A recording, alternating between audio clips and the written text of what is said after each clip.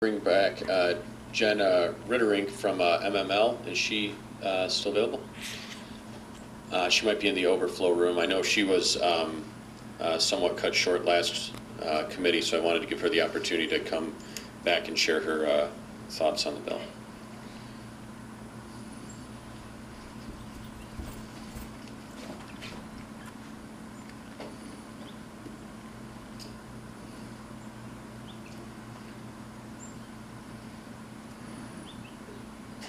Welcome back, Jen. Sorry for the abbreviated testimony opportunity last week, so appreciate you coming back. That's okay. I appreciate you having me back up again.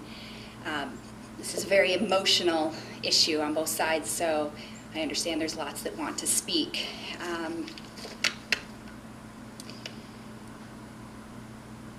I want to pick up where we were still kind of looking at where we were going to do. We have come out of a position of opposition in 5917. These bills being tie-barred, I guess that would say we are opposed to 5916. We haven't really reviewed that one in depth, but in hearing the conversation earlier of the question of if a complaint is filed with MDARD dealing with sick animals, they look into it. It would be great if MDARD could actually speak to that process and what they do, because we're not MDARD. But I know I checked with numerous city managers. In fact, I was just on the phone with one, and I said, what would you do if you get a call from MDARD that they got a complaint about a pet shop locally? You know, they're saying that local law enforcement is in charge of dealing with that. I got a couple chuckles. I got a couple, yeah, I've never had that call before. We have not dealt with that. A lot of it's at the county level because, as you are well aware of our broken municipal finance system, we laid off our animal control at the local municipality level before we started laying our cops and firefighters off. So we do not have local enforcement of pet shop complaints. Yes, local police do enforce speed laws and tickets. They're also, through state law, given that right to do so. They're also provided a funding source to provide that service. So I really think there's some more work that needs to be done here if we're going to be looking to the local levels to enforce and maintain the standards that they are not putting in place and they're not going to be able to regulate due to the preemption. I have not seen the subs, so I haven't looked at that language. I don't know if that helps us with some of our concerns. But we have concerns, the league has concerns, our members have concerns that we are now going to put the burden onto our local police to deal with complaints.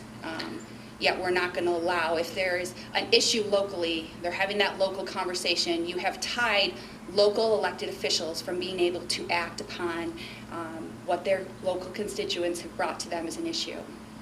I know we have very few communities who have actually chose to regulate the selling of puppies at pet stores. So this is not a widespread issue, yet we're passing sweeping legislation that affects all communities.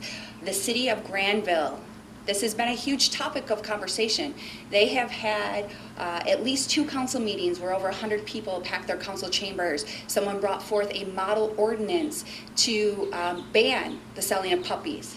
They had that local conversation. They talked about it locally. Again, that's a delicate balance of what is best for your local constituents, your local economy, the business owners. Local elected officials have to balance that. They did not proceed with passing an ordinance. And so to blanket that all communities are banning, regulating the selling of puppies at pet stores is simply not true. And I don't believe 5917 is not needed. If we want to enhance standards to make sure pet stores are selling quality puppies, that's one thing. But to tie the hands of local officials when this is a very localized conversation, you have just now taken those elected officials and not let them do anything to respond to their local constituents. I'm happy to answer any questions if you have any. Thank you. Representative Frederick, I know had a question for you. Yes. Do you consider equity in commerce across the state to be a sound goal for state government? Yes. I'm curious as to, the conversation about the burdens this places upon local governments when the argument is, don't do this legislation, however, local governments are ill-equipped to regulate this at the local level. Wouldn't the ability of a local government to inspect and actually still have that local conversation on how they wish to regard their qualified pet shops locally still be preserved? I don't see any specific language. This makes me think of the whole mobile home park issue, where locals are expected to enforce. Mobile home park owners say you do not have the ability and the authority to come in and enforce in this mobile home park. And so I think we're walking into a very gray area when it's not specifically spelled out that locals have the right to enforce and the mechanisms to enforce it. Thank you. That's fair.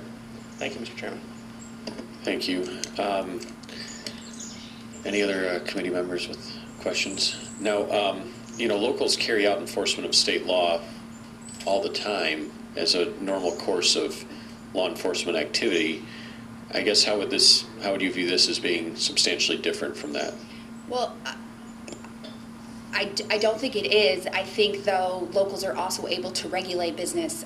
Look at the recent medical marijuana licensing. Locals are able to opt into that. We're not going to have them opting into pet shops, but they're able to say which license types, how many of those license types. There's a lot of local flexibility in there. And that comes back to the values of that community and those elected officials and what they think is the right fit for their community.